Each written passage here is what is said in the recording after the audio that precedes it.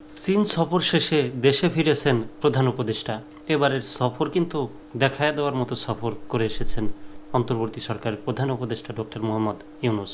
এক চুক্তি এবং ৮ সমঝোতা, যার মধ্যে তিনি শুধু নিয়ে এসেছেন, দেওয়ার মধ্যে কি দিয়েছেন।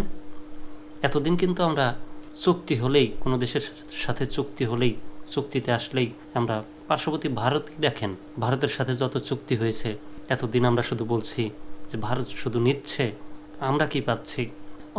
অনেকেই বলছেন। এইবারের চুক্তি দেখেন চীনের সাথে, চীনের ৮ সমঝোতার মধ্যে শুধু পাওয়া আর পাওয়া।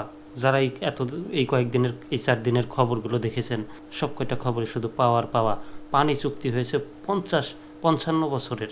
দুই একটা কথা, তিস্তা নিয়ে ভারতের সাথে কান্নাকাটি, সেই সমস্যার সমাধান দিবে চীন।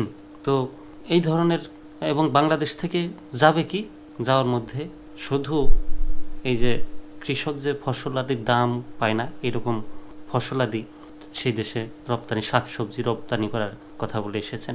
তো এটা তো আরও ভালো কিছু, কৃষক দাম পাবে।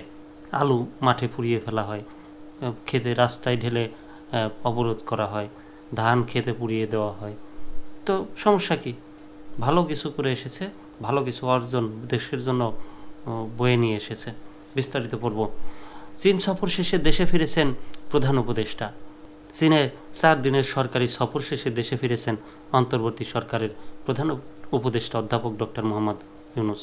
শনিবার 29 মার্চ রাত 8টা 10 মিনিটে প্রধান উপদেষ্টা ও তার সফর সঙ্গীদের বহনকারী একটি ফ্লাইট ঢাকার হজরত শাহজালাল আন্তর্জাতিক বিমানবন্দরে অবতরণ করে। প্রধান উপদেষ্টার প্রেস সচিব শফিকুল আলম প্রধান উপদেষ্টার দেশে ফেরার খবর নিশ্চিত করেছেন।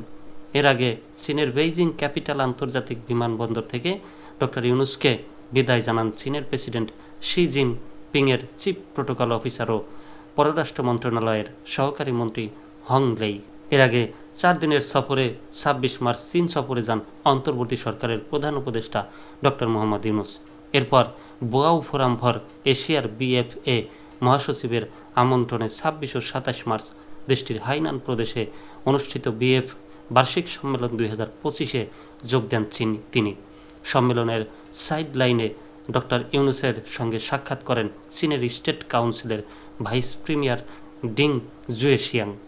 চীন সরকারের আমন্ত্রণে বেইজিং সফর করেন প্রধান উপদেষ্টা। এর মধ্যে গতকাল চীনের প্রেসিডেন্ট শি জিনপিংয়ের মধ্যে দ্বিপাক্ষিক বৈঠক করেন ডক্টর ইউনূস। সেখানে দেশটির ভাইস প্রেসিডেন্ট হান জেংয়ের সঙ্গেও সাক্ষাৎ হয় বাংলাদেশের অন্তর্বর্তী সরকার প্রধানের।